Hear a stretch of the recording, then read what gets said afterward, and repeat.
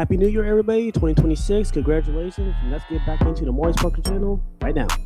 So, week 17, we're wrapping up this year, starting this year off with what happened last week, and we're going to talk about the matchups pertaining to week 18 as they're coming up.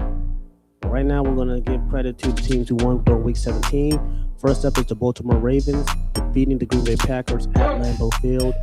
The key takeaway in their win was the emergence of Derrick Henry, who rushed for 4 touchdowns. Playing lights out, the duel between Tyler Huntley and Malik Willis was just phenomenal. Both quarterbacks gave it everything they had.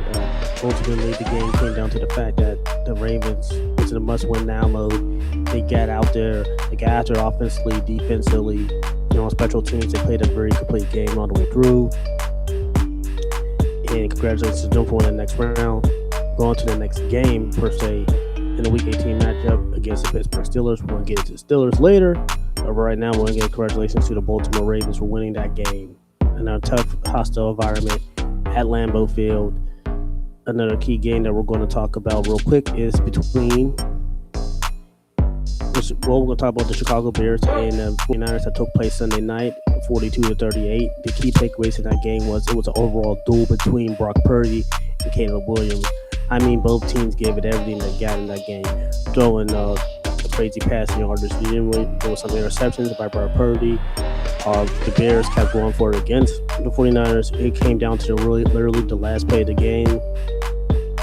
You got to give the 49ers credit. They held on to the last play of the game to win 42-38 to set up a matchup with the Seattle Seahawks for the number 1 seed.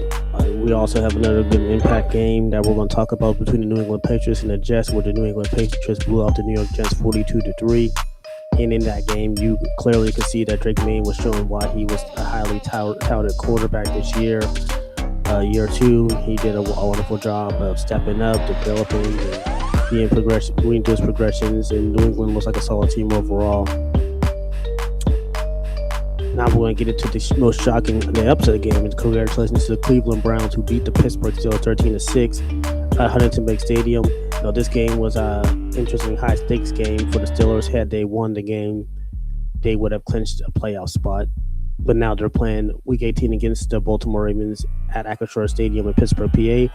But let's give credit to the Browns. They came up with an effective game plan. Shedeur Sanders threw for a touchdown. He had 2 interceptions, but the biggest reason for Cleveland's success would be the fact that the Steelers were so worried about Myles Garrett breaking this all-time sack record, which he didn't know is 22.5, held by a legend, by a Hall of Famer, Michael Strahan, and current Steeler great T.J. Watt. So what they did was they double teamed Myles Garrett because they did not want him to sack Rodgers for the record, and I think that ended up being huge. Minus you the fact that DK Metcalf was suspended. One of his 2-game suspensions. It just seemed like the Browns really have, for the last 4 years, have done well against the Steelers in that particular stadium. And you got to give the Cleveland Browns credit for all the wars in the world that they have been a very competitive, fiery team. Still show resiliency, even though their playoff hopes had ended, that they was not going to let somebody else keep taking their playoff. They could somebody else get a definite playoff spot. And they did a great job, but it's still, this is a reflection in the mirror. This was a game that they could have won, but there was not enough plays to be made, and you have to give credit to the Browns. I mean, offense and defensively, they did a good job. I mean, the Steelers defense did do their job. You only let up 10 points and a half, but and try to create turnovers, but if you don't capitalize on the turnovers, that does get demoralizing. But the best thing you got to do is keep going forward.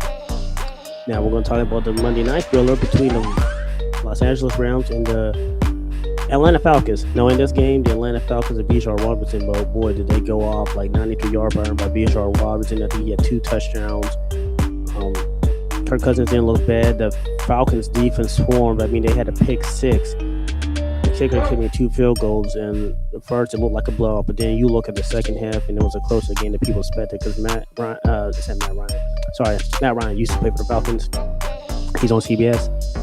Matthew Stafford did a great second half comeback. Ultimately, it came a little bit short because of the fact that, despite him throwing at Nakua and the rest of them, he didn't. Unfortunately, this was not meant to be. Now this game was huge because the Rams, had they won, had a chance to get the number 1 seed. But they had a chance to just make the playoff spot, so they couldn't get the number 1 seed. division title, but the let up was just crazy.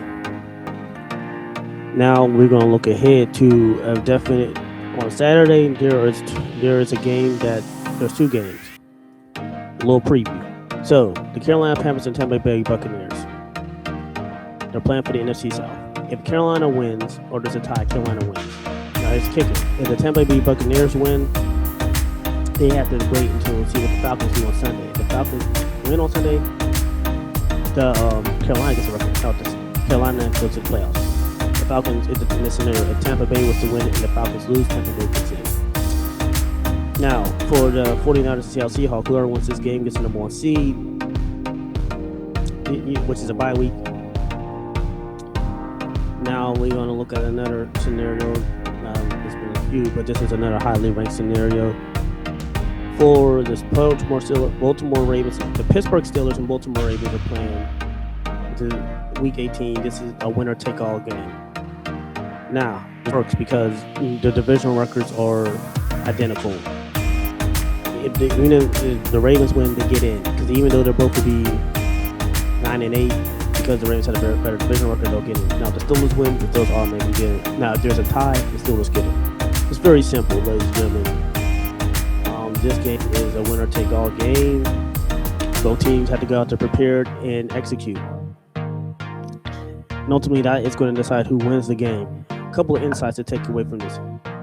But number one, this has been a really good year on this channel. I want to thank everybody for helping me get over 2,500,000 subscribers and going and growing and helping me grow. Thank you guys so much for listening to the feedback. I just want to appreciate each and every one of you for this channel. And I just keep looking forward to making great content and great future videos. Thank you guys so much. This is Morris Parker from the Morris Parker channel. You are awesome.